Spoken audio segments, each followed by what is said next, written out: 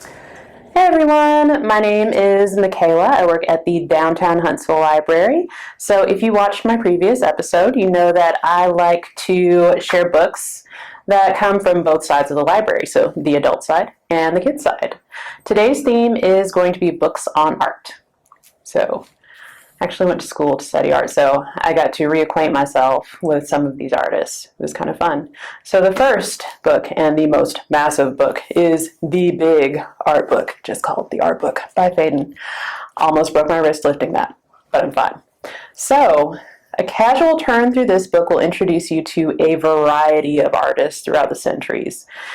Does it have every artist? No, it's a book, not the internet, but it has a lot of artists and a lot of my favorites. I would highly recommend it for somebody that's just kind of, trying to acquaint themselves with a few different people.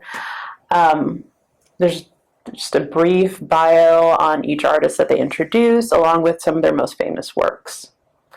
The next book I want to talk about is The Art of Maurice Sendak, 1980 to present. I wanted to share this book because one of the things that inspired me to want to draw and paint and do art were all the picture books that I read. And one of my favorite picture book artists is Maurice Sendak. Always loved him, always will. So this is a nice look into what inspired him and the art that he took beyond just the picture books that he wrote. So it talks about his work on discography, his works in set designs. He's fabulous. I still love him. The next book I would like to share with you is The Print Workshop.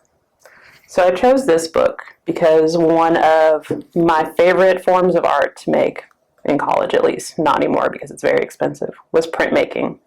So this introduces different ways that you can do printmaking at home. So it would be cheaper for sure, but it's something where you can replicate your pictures over and over again. So say you wanted to send out a nice card to your family, you could replicate the same image over and over again using these methods. It's a fun thing to do with your kids, and it's a new art form to introduce to them. So now let's move over to the kids' side. Let's see if that book stays up. I'm just going to lay it down. The next book I'd like to show you is Why is Art Full of Naked People? And Other Vital Questions About Art. So this book, because I love kids' questions, I do. They ask the best questions ever. And this answers most of the frequently asked questions that they have, like, why is art full of naked people?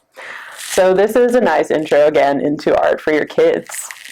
So it talks about why certain people draw, or why certain eras feature art that is all 2D, how three-dimensional art got introduced, movements that happened throughout history, and it's pretty cute.